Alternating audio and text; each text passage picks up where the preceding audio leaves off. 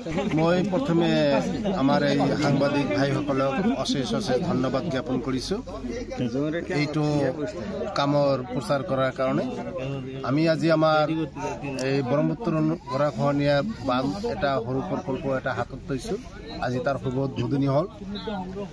এই অঞ্চলত এটা সৰু ক্ষতি বৈ আহিছে ব্ৰহ্মপুত্ৰৰ পৰা। এইটো আহি পেলাই বহুত ক্ষতি কৰে, আমাৰ পাৰ ভাঙে, কৃষিভূমি ক্ষতি কৰে, প্লাছ গবাদি পশু।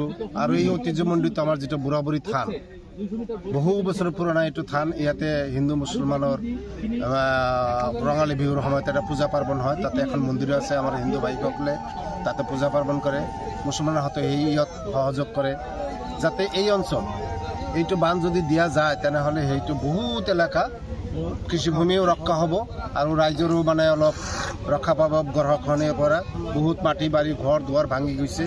এইটো দিলে আমি আশা কৰোঁ যে হাজাৰ হাজাৰ মানুহৰ ঘৰ দুৱাৰ ৰক্ষা পাব। যদি মানে এইটো কাম আমি সুকলমে ৰাইজৰ বৰঙণিৰ দ্বাৰা কৰিব পাৰোঁ তেনেহ'লে বহুত উপকাৰ হ'ব। আৰু আমি তথা আমাৰ চৰকাৰ তথা MLA MP সকলক, মিনিষ্টাৰসকলক অনুৰোধ জনাম যাতে এইটোত অলপ নজৰ দি অলপ সহায়ৰ হাত আগবঢ়ায় যাতে এইটো কাম সুকলমে হয়। আমাৰতো ইমান পুঁজি নাই, আমি আৰু এই অঞ্চলত দুখীয়া মানুহ, নদীভংগ মানুহ, অলপ চলপ যি অলপ বৰঙণি আগবাঢ়িছে যদি কামটো আধাৰ হৈ যায় তেনেহ'লেতো একোই নহ'ব। গতিকে লাষ্টৰ ফালে যেন আমাৰ প্ৰতি মানে সিহঁতে দয়া কৰি অলপ সহায়ৰ হাত আগবঢ়ায় এইখিনি আমি কামনা কৰিম।